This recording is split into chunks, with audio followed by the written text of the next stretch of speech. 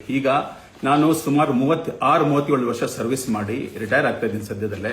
ಇಲ್ಲಿ ನಾನು ಒಂದು ವಾಸದ ಮನೆ ಮಾಡಿಕೊಂಡು ಒಂದು ಫಾರ್ಮ್ ಸ್ಟೇಗೆ ಹೋಮ್ ಸ್ಟೇಗೆ ಗವರ್ಮೆಂಟ್ ಇಂದ ದುಡ್ಡು ಡಿಪಾರ್ಟ್ಮೆಂಟ್ ಇದು ಪೊಲೀಸ್ ಡಿಪಾರ್ಟ್ಮೆಂಟ್ ಅವ್ರದ್ದು ಎನ್ಒಸಿ ತಗೊಂಡಿದ್ದೀನಿ. ಮತ್ತೆ ಪ್ರವಾಸೋದ್ಯಮ ಇಲಾಖೆಯಲ್ಲಿ ನಾನು ಪರ್ಮಿಷನ್ ತಗೊಂಡಿದ್ದೀನಿ. ಹೋಮ್ ಸ್ಟೇಗೆ ಮತ್ತೆ ರೆಸಾರ್ಟ್ಗೆ ಸಾಕಷ್ಟು ವ್ಯತ್ಯಾಸಗಳಿದೆ. ಹೋಮ್ ಸ್ಟೇ ಇರೋ ಮನೆಯಲ್ಲಿ ನಾವು ನಡ್ಕೊಂಡು ಹೋದ್ರೆ ಇಲ್ಲೇ ಒಂದು ಏನಾದ್ರೆ ವೀಕೆಂಡ್ಸ್ ಅಲ್ಲಿ ನಾವು ಅತಿಥಿಗಳೇನು ಬರ್ತಾರೆ, ಆ ಅತಿಥಿಗಳಿಗೆ ನಾವೇನ್ ಮಾಡ್ತೀವಿ, ಅವ್ರ ಊಟಕ್ಕೆ ನಾವು ಚಾರ್ಜ್ ಮಾಡ್ತೀವಿ. ಏನಕ್ಕೆ ಚಾರ್ಜ್ ಮಾಡ್ತೀವಿ ಅಂತ ಹೇಳಿದ್ರೆ, ಈಗ ನಾನು ರಿಟೈರ್ ಆಗ್ತಾ ಇದ್ದೀನಿ ಒಂದು 6 ತಿಂಗಳಲ್ಲಿ. ನಾನು ನನಗೆ ನನ್ನ ಅಡ್ವೆಂಚರು, ನನಗೆ ನೇಚರ್ ಅಂತ ತುಂಬಾ ಇಷ್ಟ.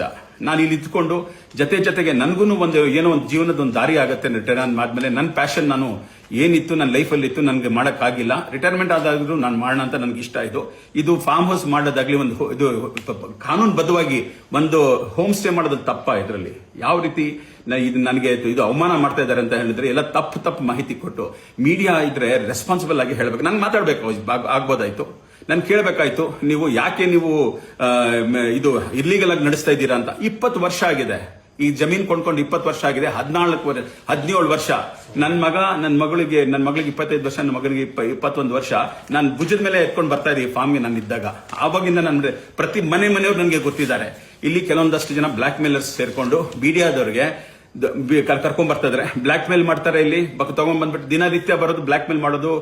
ಮುಂದುವರೆದು ನಾನೇನಕ್ಕೆ ಹೇಳಕ್ ಇಷ್ಟಪಡ್ತೀನಿ ಅಂತಂತ ಹೇಳಿದ್ರೆ, ನಾನು ಯಾವತ್ತೂ ನನ್ನ ಜೀವನದಲ್ಲಿ ಯಾವುದೇ ತರ ಅಕ್ರಮವಾದಂತ ಕೆಲಸ ಮಾಡಿಲ್ಲ.